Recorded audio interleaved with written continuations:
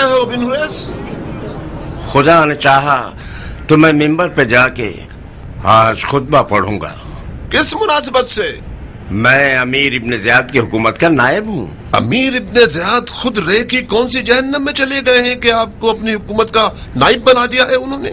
استغفار کرو امیر، نہ تو میں عمر سعد ہوں اور نہ ہی یہ لوگ جو کھڑے ہیں عورت ہیں۔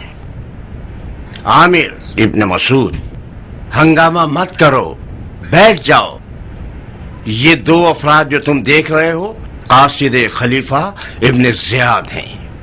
ان کی جانب سے کوفے کے مومنین کے لیے پیغام لائے ہیں۔ خدا کی پناہ! کیا آپ لوگوں نے سنا؟ ابن زیاد اپنے آپ کو خلیفہ کہلوا چکا ہے، اور یقیناً اس کا پیغام بھی یہی ہوگا کہ کوفے والے اس کی بیعت کر لیں۔ کچھ تو شرم کرو کوفے والو! خدا کے گھر کا ممبر کیا اس قدر لاوارث ہو گیا ہے کہ ہر نااہل اور کم حیثیت شخص اس پر بیٹھ جائے؟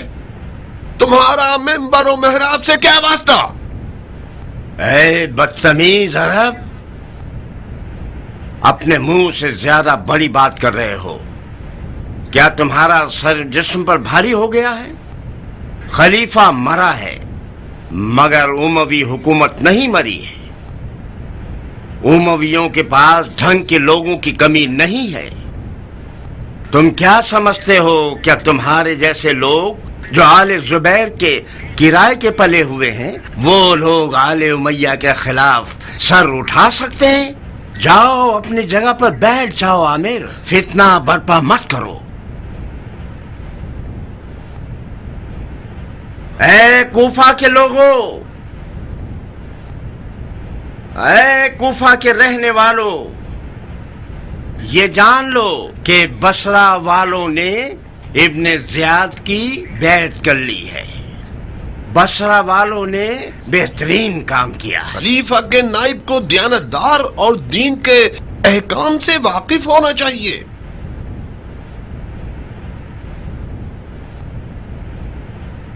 میں ایک شکی انسان ہوں بن حریث۔ 3 اور 4 رکعت میں شک ہو جائے تو کیا کرنا چاہیے؟ شکی انسان تو انسان نہیں ہوتا۔ تمہاری نماز پر افسوس ہے عامر، جبکہ تم نماز میں ہر چیز اور ہر کسی کے بارے میں سوچ سکتے ہو سوائے خدا کے۔ خلیفہ کے امیر کو معیشت اور امن و امان کی فکر کرنی چاہیے، سمجھے؟ یہ شکیات نماز، مبطلات وضو، یہ احکام نجاست اور محرمات اور مطہرات کے مسائل ان علماء سے پوچھنے چاہیے جنہوں نے دینی دروس پڑھے ہوں۔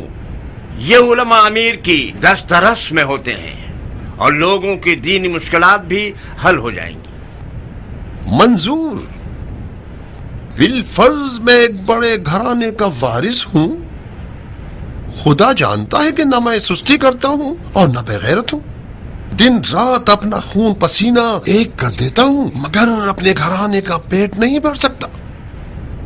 جبکہ میں ایسے مسلمانوں کو دیکھتا ہوں جن کے گھر کے کتے بلی بھی میرے گھر کے بچوں سے زیادہ سیر ہوتے ہیں۔ آپ جو کہ لوگوں کی معیشت کی فکر میں ہیں، یہ بتائیے کہ میں کیا کروں، جبکہ نہ تو میں حرام کر سکتا ہوں نہ چوری کر سکتا ہوں۔ جاؤ مر جاؤ، تم زندہ ہی کیوں ہو جب اپنے گھرانے کا عزت سے پیٹ تک بھی نہیں بھر سکتے؟ کس نے کہا تھا کہ گھرانہ اتنا بڑھا لو کہ ان کا پیٹ بھی نہ بھر سکو؟ اس منطق کے تحت آپ میں سے اکثر لوگوں کو مر جانا چاہیے، کیونکہ آپ تنگ دست ہیں۔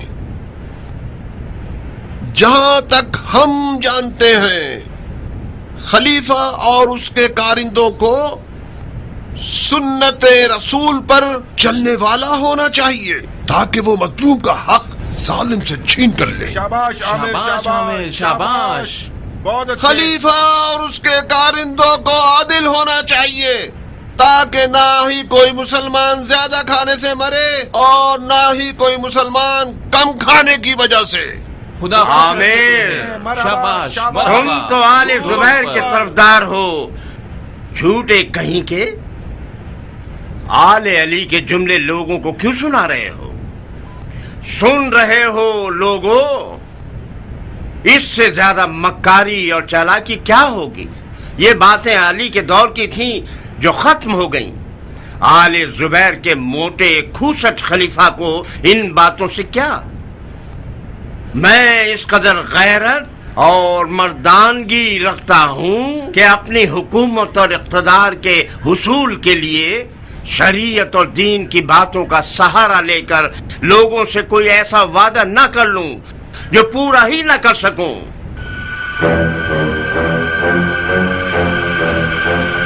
خدا کے گھر کے ممبر کو نجس مت کرو ملعون، نیچے اترو۔ یزید تو مر گیا مگر اس کے کتے اب بھی لوگوں کی جان نہیں چھوڑ رہے۔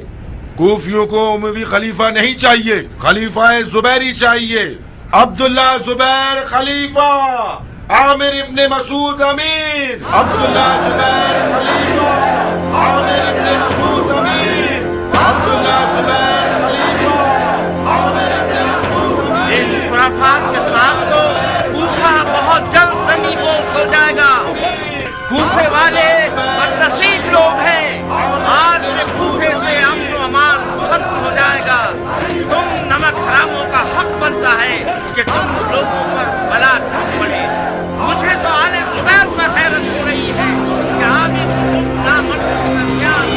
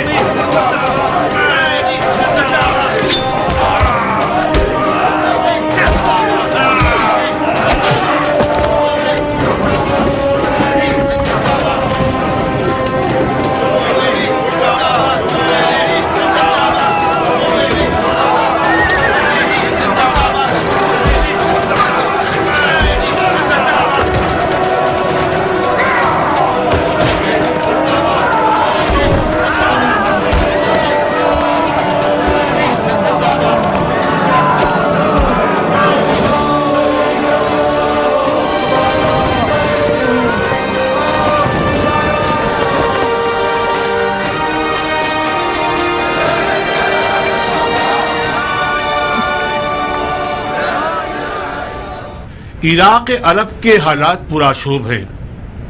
ہمیشہ کی طرح کوفہ میں فرقہ واریت اور مختلف گروہوں کا میدان جنگ بن گیا ہے۔ اب میرا خیال ہے کہ جلد از جلد ان لاوارث بھیڑوں کی فکر کیجیے اور آج ہی کوفہ کے امیر کے تعین پر غور کر لیجیے۔ جس قدر یہ موضوع پرانا ہوتا جائے گا اتنا ہی کوفہ پر تسلط پانا مشکل ہوتا جائے گا۔ مسئلہ کوفہ ہم سب کا مسئلہ ہے۔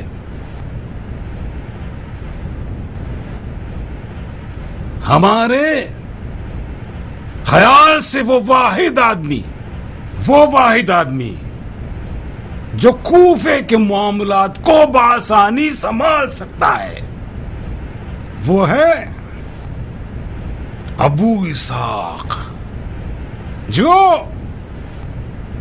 عراق کو بھی اچھی طرح سے جانتا ہے اور کوفے کی تقریباً پوری اکثریت کا محبوب ہے، اور کچھ ادھار بھی ہے جو ہمارے سر پر ہے۔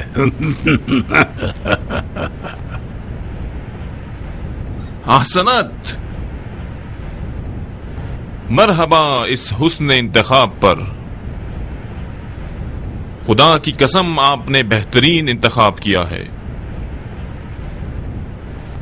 کوفیوں کی اکثریت ابو اسحاق کو بہت چاہتے ہیں، خاص طور پر توابین جو کہ بے شک ان کے ہم آواز ہیں۔ بہت بہت مبارک و مختار، بے شک آپ کوفہ کے امیر ہونے کے لائق ہیں۔ بہت خوب ابو اسحاق، وعدہ وفا کر دیا ہم نے.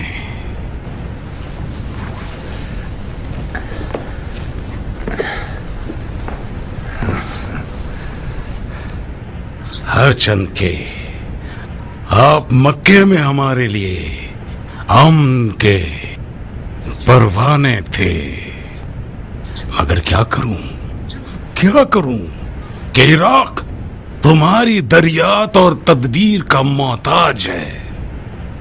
جلدی کرو ابو اسحاق، کوفہ تمہارے انتظار میں ہے.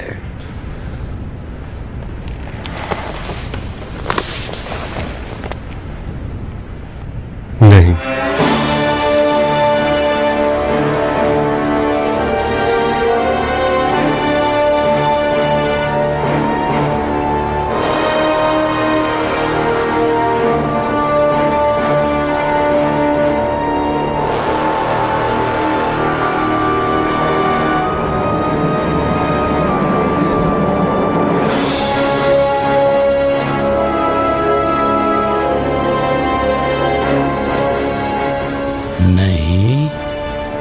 گزارش ہے کہ مجھے معاف رکھیں.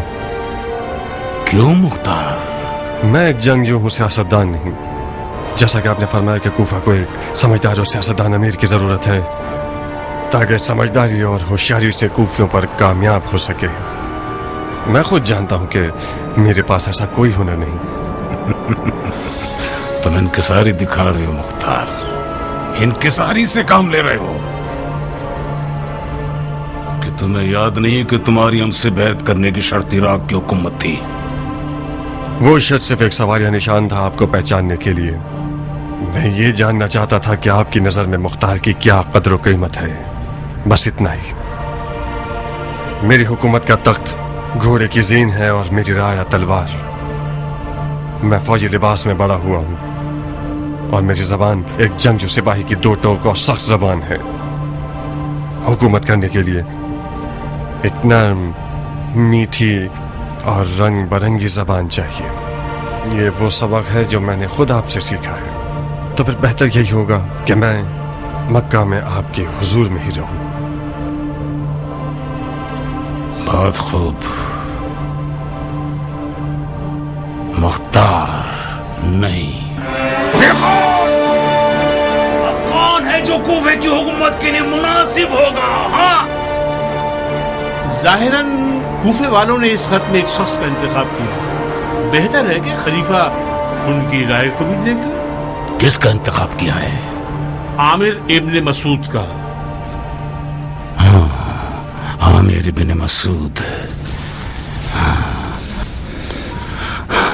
ایک دیندار اور خیر خواہ انسان ہے، مگر صرف دیندار اور خیر خواہ ہے. کیا وہ کوفے جیسے شہر سے نمٹ سکتا ہے؟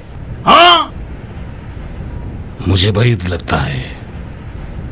کچھ عرصے اسے مہلت دے دیجئے کہ والی کوفہ بن جائے. اگر وہ لائق اور سمجھدار نکلا تو بہت خوب، نہ ہوا تو ایک ذمہ دار انسان کو کوفے کی حکومت کے لیے چن لیجئے گا. جناب خلیفہ، کوفیوں کی رائے پر اعتماد کرنا کوفہ کے لوگوں کو آل زبیر کا چاہنے والا بنا دے گا. اچھی رائے ہے، اگرچہ ہمیں لگتا ہے کہ مختار کوفے کی حکومت کے لیے سب سے اولا ہے. حیف ہے کہ اس نے منع کر دیا. حیف ہے.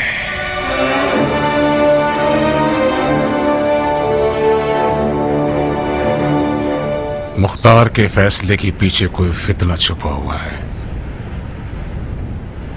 کیسا فتنہ؟ یہ تو اب تک مجھے بھی نہیں پتا، مگر مجھے یقین ہے کہ وہ کچھ غلط ارادے رکھتا ہے. کیا واقعی آپ اسے کوفہ کی حکومت دینا چاہتے تھے؟ میں نے تو دے دی تھی، ملعون نے قبول نہیں کی. تعجب ہے. تو پھر ہم کیوں پاگل بن رہے ہیں؟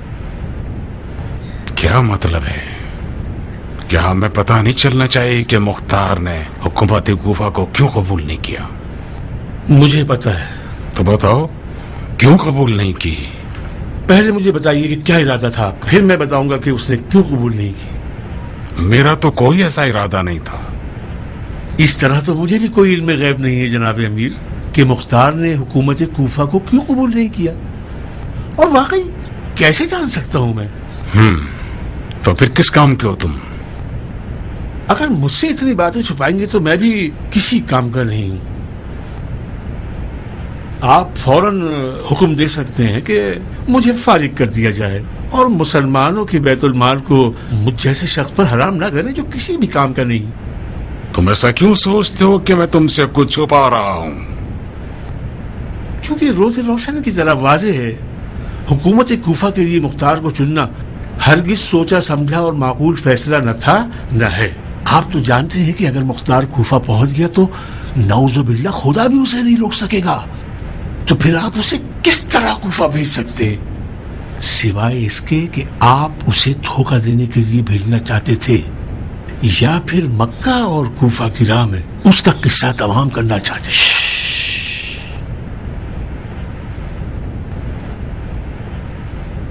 جب بچڑا حد سے زیادہ بڑا ہو جائے تو اس کی ماں کو شدید پریشانی ہو جاتی ہے. ابھی بہت وقت لگے گا تمہیں ایک سمجھدار سیاستدان بننے میں. یہاں تو صرف میں اور آپ ہیں اور اس کے علاوہ خدا بھی. واقعاً تم کسی کام کے نہیں ہو. بن سہال ایک راز جب زبان پر جاری ہو گیا تو وہ راز نہیں رہتا، حرف عام ہو جاتا ہے، پھیل جاتا ہے.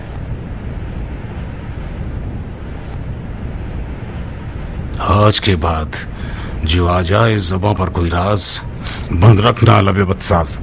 رکھو راز کو راز، دھیان رکھنا کہ نہ ہو جائے سخن ساز، ورنہ ہوگا قفس عمر کا تیری درباز. مرغ جاں تیری نکل کر کرے اس سے پرواز. یہ جو آپ نے فرمایا کیا یہ شعر تھا؟ نہیں، دم کی تھی. میں نے ردیف قافیے کے ساتھ دی ہے تاکہ مر کے بھی نہ بھول سکو. اب بتاؤ کہ مختار نے کوفے کی امیری کیوں کر قبول نہیں کی؟ مختار کو میرے ارادے کا پتہ نہیں تھا، لہذا بکواس مت کرنا. ہاں، مجھے لگتا ہے کہ جب تک مختار کے رقیب کی شکل میں سلیمان ابن سرد خزائی ہے مختار کوفہ نہیں جائے گا. وہ توابین کا انجام دیکھنا چاہتا ہے، لہذا تعامل سے کام لے رہا ہے. جب تک سلیمان ابن سرد اور اس کے ساتھی کوفہ میں ہیں آپ کو فکر کرنے کی کوئی ضرورت نہیں. جو ارادے مختار کے ہیں ان کی راہ میں سلیمان سب سے بڑی رکاوٹ ہے.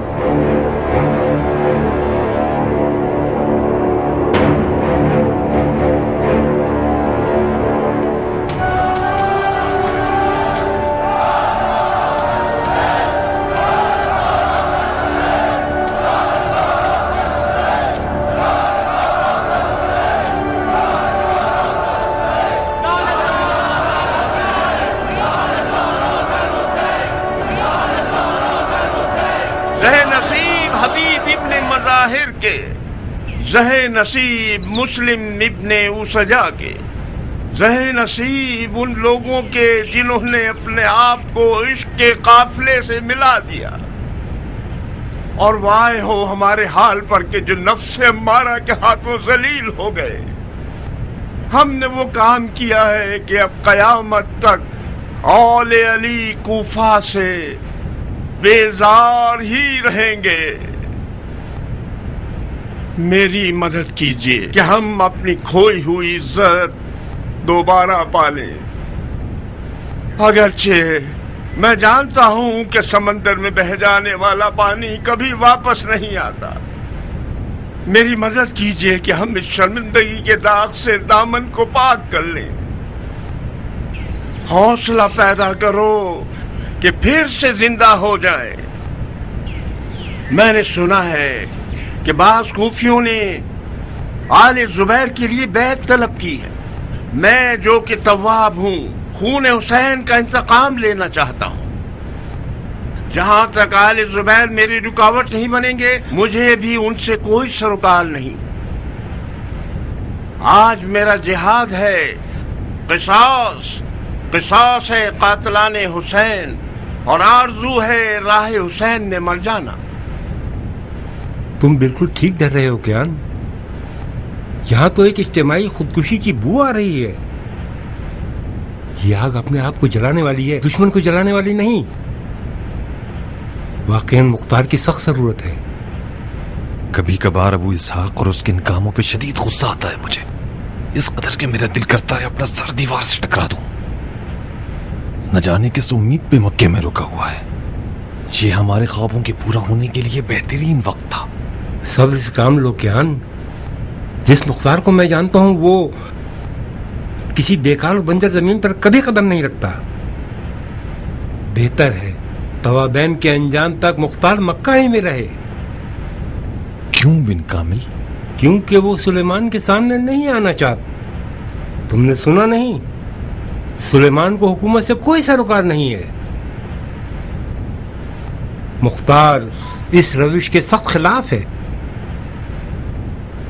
یزید ملعون جو واقع کربلا کا اصل مسبب تھا واصل جہنم ہو گیا. بعد یزید ستمگر ابن زیاد خبیث اور اس کے کارندے ہیں. اس قدر اس شقی القلب قوم سے جنگ کروں کہ بفضل خدا شہادت سے ہمکنار ہو جاؤں. جو بھی میرا ہم عقیدہ اور ہمدرد ہے اس بیکار دنیا سے اپنا دل اکھاڑ لے اور قافلہ کربلا کا مسافر ہو جائے.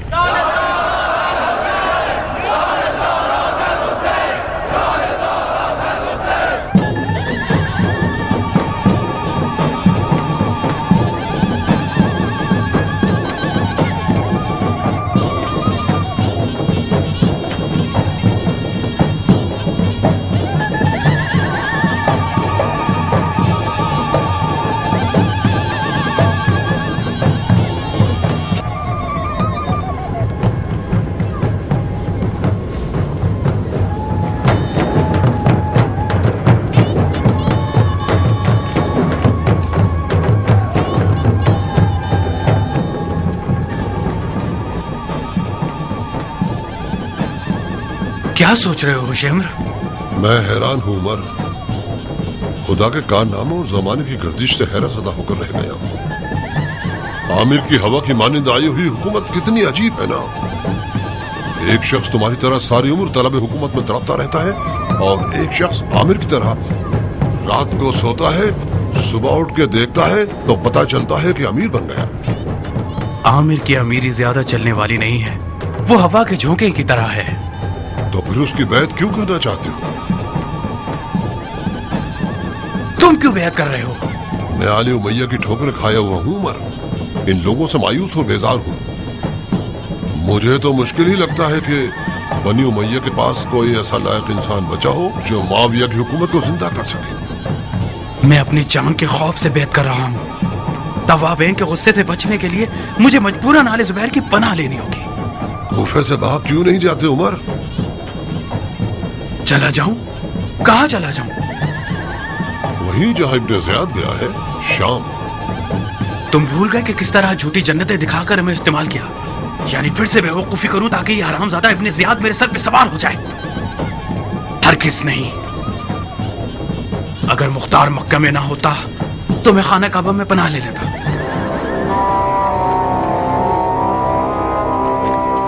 میں حاکم نہیں ہوں, لوگوں کی خدمت کا امانت دار ہوں. آپ لوگوں نے بڑی سمجھداری کا کام کیا کہ لوگوں کے ساتھ ہم آواز ہو گئے اور بیعت کا ارادہ کر لیا. لوگ فرقہ واریت سے تھک گئے ہیں.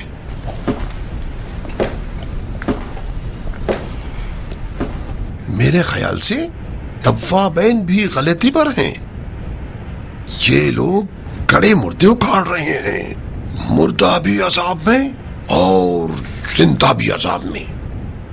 بہرحال میں کوفے والوں کے قابل اعتماد اور خدمت گزار ہونے کے ناطے یہی نصیحت کرتا ہوں کہ تمام مسلمان بھائی چارگی اختیار کریں. یہی بات خلیفہ کے حکم میں ہمیں ملتی ہے. خلیفہ چاہتے ہیں کہ مسلمان آپس میں رحم دلی اور نرمی کا گوشہ رکھیں، پرانے زخموں پہ لڑنا بند کریں اور تمام بغض اور کینوں کو بلا ڈالیں. کیا توابین خلیفہ کی بیعت نہیں کرنا چاہتے؟ کیا کہوں، موضوع کو پیچیدہ بنا رکھا ہے انہوں نے. زو مانی باتیں کرتے ہیں. وہ چاہتے ہیں کہ خدا بھی مل جائے اور وصل جانا بھی. نہ آل زبیر کا ساتھ دیتے ہیں اور نہ ہی مخالفت کرتے ہیں. یہ تو نہیں ہو سکتا امیر. یا اس طرف ہو جائیں یا اس طرف ہو جائیں. جناب خلیفہ کا کیا ارادہ ہے؟ آپ لوگوں کی خدمت میں عرض کروں کہ خلیفہ کی بات ایک دلسوز باپ کی سی ہے. امید ہے کہ یہ فرزند خطا کار غلط راستے سے لوٹ آئے اور سیدھے راستے پر چلنے لگے اور باپ کے غم و غصے کا باعث نہ بنے. اگر یہ نافرمان بیٹا سیدھے راستے پہ نہ آئے تو کیا؟ باپ کے صبر کی بھی ایک حد ہوتی ہے. پھر نبی خدا حضرت نوح اور ان کے بیٹے کی حکایت ہو جائے گی. جب صبر کا پیمانہ لبریز ہو جائے گا تو باپ نجات پا جائے گا اور بیٹا ہلاک ہو جائے گا. مجھے امیر کی باتوں سے یہ سمجھ میں آ رہا ہے کہ جو بھی آل زبیر کی بیعت کرے گا گویا وہ ان کی کشتی میں سوار ہو گیا ہے. وہ طوفانوں اور توابین کی چوٹ سے امان میں رہے گا. ٹھیک کہا نا میں نے امیر؟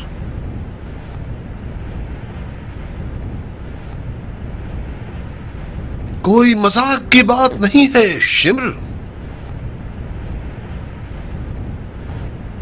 مگر مجھے تم لوگوں سے اور زیادہ توقع تھی. اگر توابین کے خوف سے آپ لوگ آل زبیر کی بیعت کر رہے ہیں تو بہتر ہے بیعت نہ کریں اور دیر ہونے سے پہلے اپنی جان بچائیں اور فرار ہو جائیں شام کی طرف. وہ بیعت جو کسی طرح کے ڈر، خوف یا بے دلی کے ساتھ ہو وہ کسی قدر و قیمت کی نہیں ہوتی. لیکن اگر آپ لوگ آل زبیر پر ایمان لے آئے ہیں تو پھر بیعت کیجئے تاکہ آپ کو پناہ مل جائے.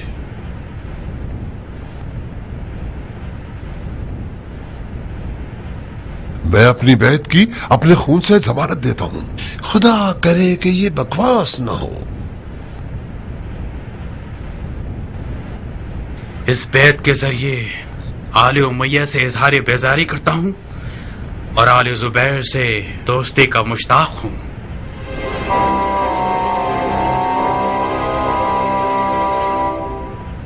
اے تباب بھائیوں، واقع کربلا کے بعد سرغنہ مسببین نے ابن زبیر کے والی کوفہ سے بیعت کر لی ہے. والی کوفہ نے اپنی طرف سے یہ کام نہیں کیا ہوگا. یقیناً وہ اپنے خلیفہ کی طرف سے اس غلط بیعت پر مامور کیا گیا تھا. شمر لعین اور عمر سعد خبیث کی بیعت قبول کرنے کا مطلب ہے کہ آل زبیر نے اپنے پچھلے دعوے سب واپس لے لیے، یعنی توابین سے کھلم کھلا دشمنی کرنا جو حسین کے خون کا انتقام لینے والے ہیں.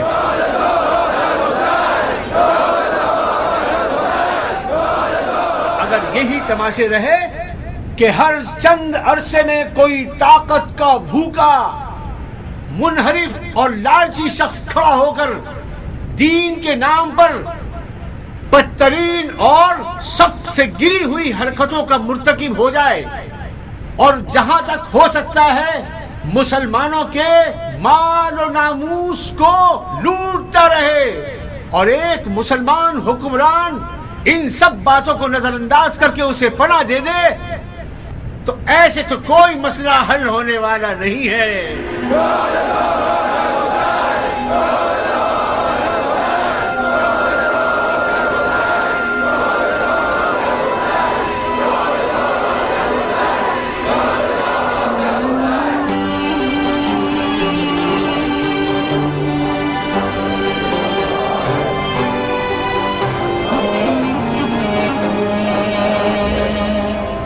ابن زیاد جو مشہور ہے بنام ابن مرجانہ، اشقیاء میں شقی ترین شخص، اولیاء اور اوصیاء اور 72 شہدائے کربلا کا خونی دشمن اور قاتل، جو جھوٹ اور ریاکاری کا، خدا کی نافرمانی اور حرام کاریوں کا اہل ہے، اس کا اور اس کے ساتھیوں کا نجس وجود دار پہ لٹکایا جائے گا۔ یہ کون سی مسخرہ آمیز محفل ہے؟ یہ کون سی فضول باتیں پڑھ کر سنا رہے ہو؟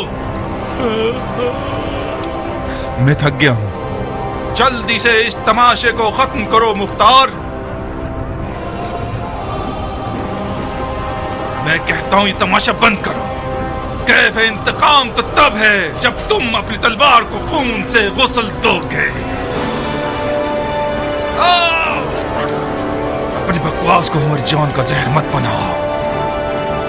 تم خود اچھی طرح جانتے ہو کہ میں خون اور خون ریزی کا عاشق ہوں، چاہے مروں یا مر جاؤں۔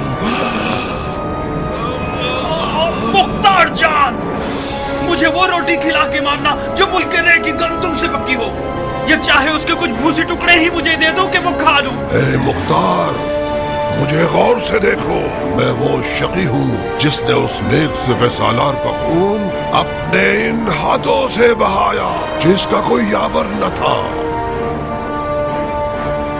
مجھے کھولتے ہوئے پانی کی دیگ میں پھینک دو۔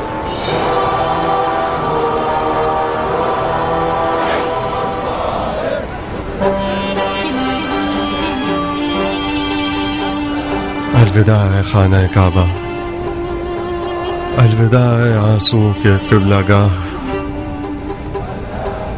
الوداع ہے علی کی جائے پیدائش، شاید یہ ہمارا آخری دیدار ہو۔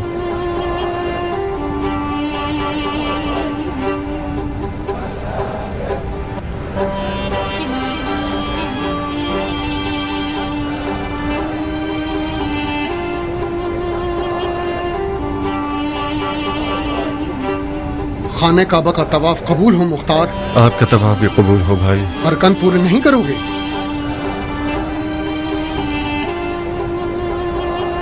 کوفہ سے ہانی ابن جبہ وداعی صاحب، کیا حال ہے ابن جبہ؟ آپ کی دعاؤں سے ابو اسحاق، آپ کیسے ہیں؟ سانس چل رہی ہے، ہزار شکر ہے اس کا۔ جتنی دیر تم طواف میں تھے میں تمہیں دیکھ رہا تھا، تمہارا طواف تو طواف وداع تھا، کہاں کا ارادہ ہے انشاءاللہ؟ انسان کی موت ہر وقت انسان کے تعاقب میں رہتی ہے ہانی، شاید ابھی صحن کعبہ سے باہر قدم رکھیں اور تو پھر بہتر ہے کہ انسان ہر وقت جانے کے لیے تیار رہے۔ کب تک مکہ میں بیٹھے رہنے کا ارادہ ہے مختار؟ بالکل کوفے کو بھول ہی گئے ہو تم؟ اپنے گھر والوں سے ملنا نہیں چاہتے؟ خانہ کعبہ کے جوار میں رہنے کی توفیق ہر کسی کو میسر نہیں ہوتی۔ کوفے کی کیا خبریں ہیں ابن جبہ؟ کوفہ تم مت کہو جیسے کوئی طوفانی دریا ہے، صرف مختار کی کمی ہے۔ یزید کی موت کے بعد اب کوفیوں کو غیرت آ ہی گئی اور اموی کارندوں کو ذلیل اور رسوا کر کے کوفے سے باہر نکال دیا۔ لوگوں کی آل زبیر سے بیعت صرف مصلحت کے تحت ہے، ان لوگوں نے مجبوراً آل زبیر سے رضامندی کا اظہار کیا ہے۔ ظاہر ہے اندھوں میں کانا راجا ہوتا ہے۔ اگر تم کوفے میں ہوتے تو کم از کم لوگ عامر ابن مسعود کی طرف نہ جاتے۔ ابھی بھی دیر نہیں ہوئی ہے مختار، کوفیوں کو آل زبیر پر شک ہے۔ جناب سلیمان سور تو تھے نہانی، تو پھر ان کی بیعت کیوں نہیں کی تم لوگوں نے؟ سچ تو یہ ہے کہ بہت سے لوگ سلیمان کے گرد ہیں، مگر سلیمان بذات خود حکومت نہیں کرنا چاہتا۔ ہم نے جتنے بھی ضد کی اس نے قبول نہیں کیا، رات دن گریہ کرتا رہتا ہے۔ سلیمان اور اس کے ساتھی توابین کے نام سے مشہور ہو گئے ہیں۔ ان کا عقیدہ یہ ہے کہ ان کی توبہ اس وقت قبول ہوگی جب یہ شہید ہوں گے۔ کوفیوں کی رائے مختار کے بارے میں کیا ہے ہانی؟ کس حوالے سے؟ ہر حوالے سے جاننا چاہتا ہوں کہ میرے بارے میں کیا کہتے ہیں۔ اچھی اچھی باتیں کرتے ہیں۔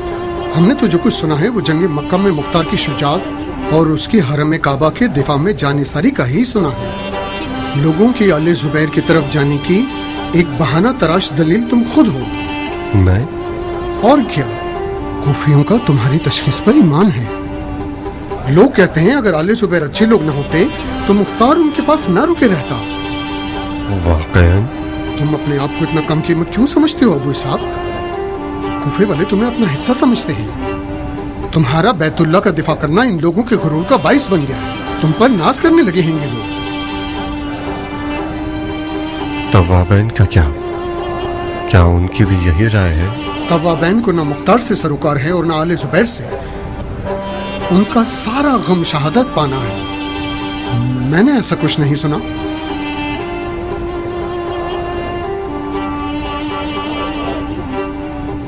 مختار،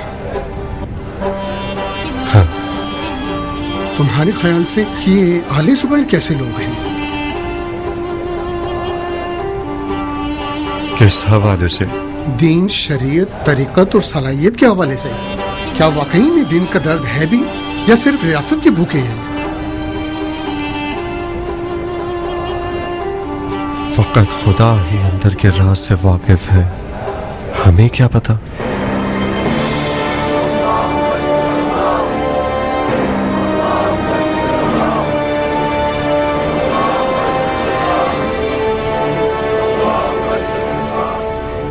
میرے اور حضرت خلیفہ کے لیے کھانے پینے اور سونے سے زیادہ مقدم یہ ہے کہ شریعت کا پاس رکھیں. جناب خلیفہ چاہتے ہیں کہ ان کے بھائی کی بیوہ حکم شریعت کے مطابق شادی کر لیں، غیروں اور اجنبیوں سے نہیں. وہ چاہتے ہیں کہ میں جب تک زندہ ہوں زبیر کی بہو بن کر رہوں. حکم سر آنکھوں پر. مگر منزل کی موت کے بعد میں نے وہ منت مانی ہے جس سے میرا نکاح مشروط ہو چکا ہے. کیسی شرط ہے بانو؟ شرط قصاص. قصاص کس سے؟ قاتل منزل سے. منظر کا قاتل ایک بدنصیب اور بے تقا سا شامی آدمی تھا جسے منظر نے خود واصل جہنم کر دیا. منظر کا قاتل وہ علمدار ہے جس نے منزل کو میدان میں جانے کی اجازت دی. مختار؟ جی ہاں، مختار. جب تک مختار زندہ ہے زبیر کے تمام بیٹوں کے سر خطرے کی زد میں ہیں. مختار کا مارا جانا ہماری حکومت کے لیے برا قدم ہے خاشیہ. تو اسے اس طرح بھی مارا جا سکتا ہے کہ اس کا خون حکومت بنی زبیر کے سر نہ آئے. تم بضد ہو کہ مختار مارا جائے؟ میں نے منت مانی ہے جعفر، عہد کیا ہے خود سے. منت کا ادا کرنا واجب ہے. میرا فیصلہ خون مختار ہے.